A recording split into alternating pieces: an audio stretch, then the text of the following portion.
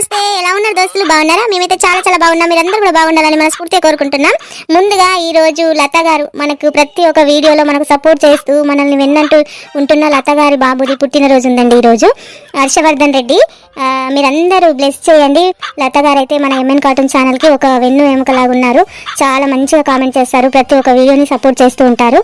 మీ బాబుకి many more happy returns of the day madam గారు. చాలా చాలా థ్యాంక్స్ అండి, మీరైతే చాలా సపోర్ట్ చేస్తున్నారు మాకు. గాడ్ బ్లెస్ యూ నాన్న, నువ్వు నిండు నీరుండి చల్లగా ఉండాలి. Many more happy returns of the day once again.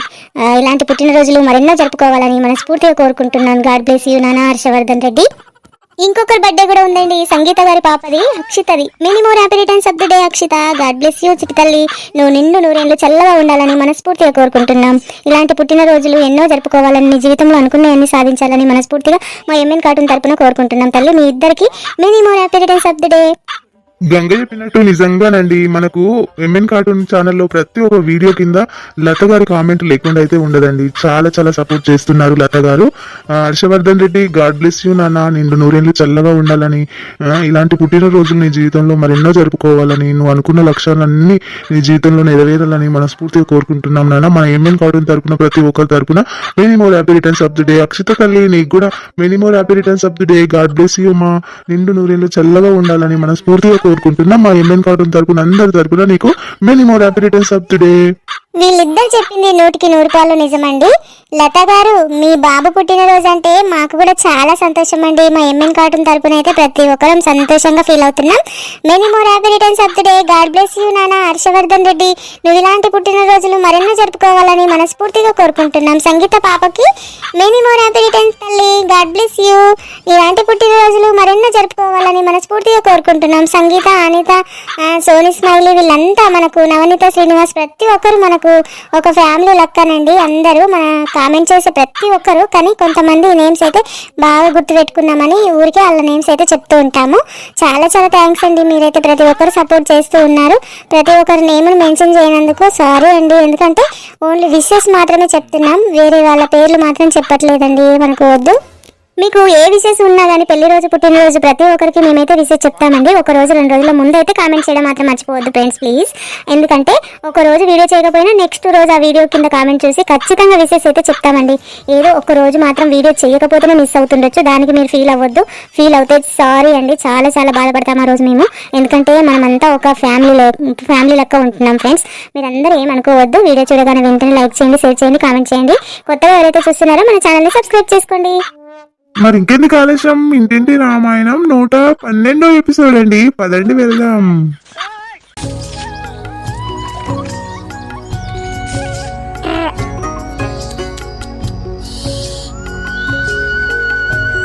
Ganga, ఓహో పాలు విడుతున్నావా? మరి నువ్వే విండుతావు అనుకున్నావా? నేను కూడా విండుతా, నాకు కూడా వచ్చు. నీకు రాని పని అంటే ఏదైనా ఉన్నదా? అన్ని పనులు చేస్తావు నువ్వు. మరి అన్ని పనులు నేర్చుకోవాలండి, ఎవరి మీద ఆధారపడకూడదు, మన పనులు మనం చేసుకోవాలి.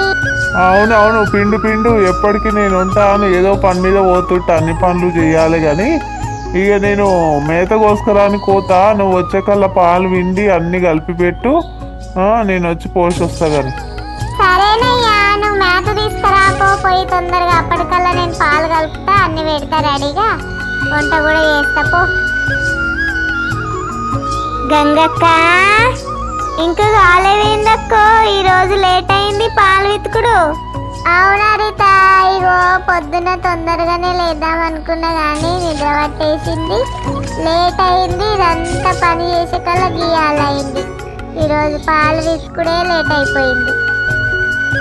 ఈ రోజు నీ పని కూడా తొందరగా తీరినట్టున్నారు, తొందరగానే వచ్చినావు. అవునక్క, ఇక లేవగానే వాడు ఏడుస్తాడు చిన్నోడు. ఇక పాల కోసము వాడికి లేవంగానే చాయ్ అయినా పాలైనా కావాలి. బిస్కెట్లు, డబ్బా రొట్టెలు వేసుకొని తింటాడు. వానికి పాలు లేకపోతే మళ్ళీ ఏడుస్తాడు అని చెప్పి తొందరగా వాడు లేవకముందు వచ్చినక్క. ఇక స్కూల్ కూడా లేవు కదక్క, తొందరగా ఏడికైనా పోవాలన్నా రావాలన్నా ఇక పొద్దుకేదాకా వండుకుంటే మా అత్తతో ఉన్నది బాధ.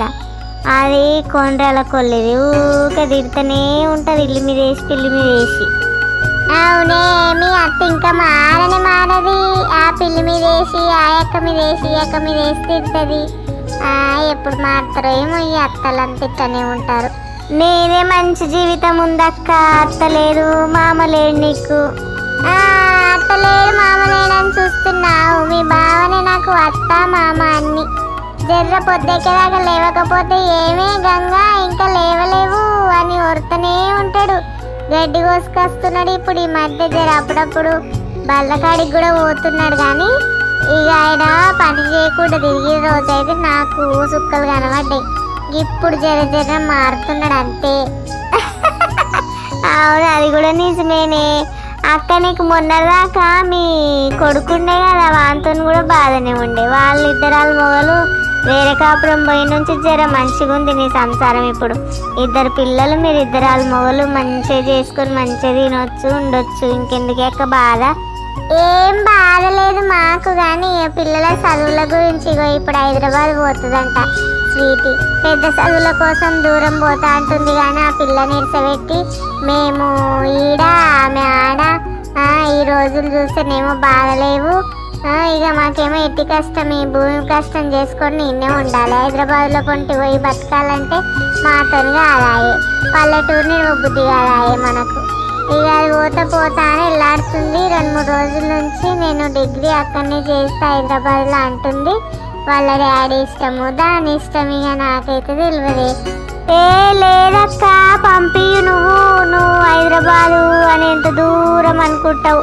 గంటతో రావచ్చు పోవచ్చు, కావాలన్నప్పుడు చూడొచ్చు. ఏమన్నా ఆమెకు అవసరమైతే తీసుకుపోయి ఇవ్వచ్చు. నువ్వు గింతగానం భయపడితే ఎట్లనే అక్క? పెద్ద చదువుల కోసం పోని దూరము ఎందుకు అట్లా చేస్తున్నావు?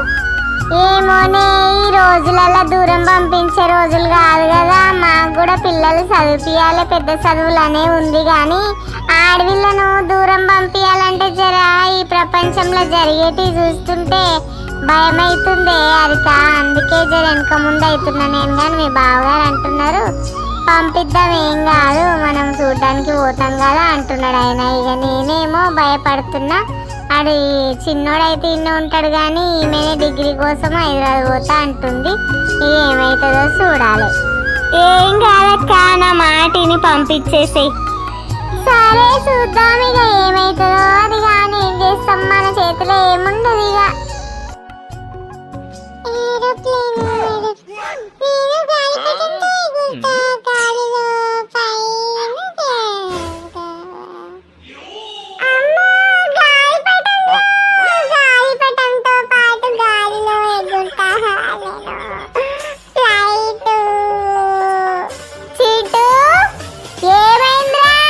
ఎందుకురా అరుస్తున్నావు? రావన్నా, తన్నులు పడతాయి.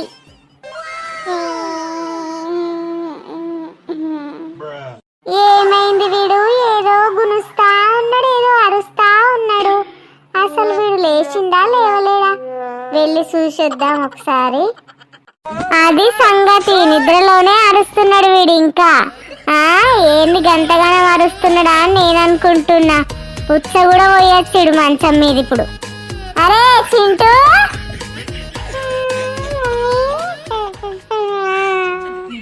లేవుడు, ఇంకా పొద్దెక్కింది, ఇంకా గులుక్కుట అంటున్నా.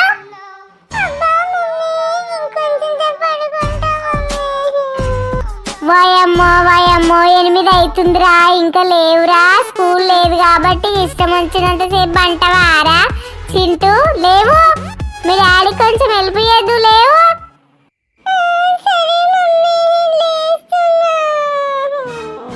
లేవాలే, నేను మళ్ళీ వచ్చేసరికి నువ్వు పడుకున్నావు అనుకో మంచం మీద, పెయ్యి వల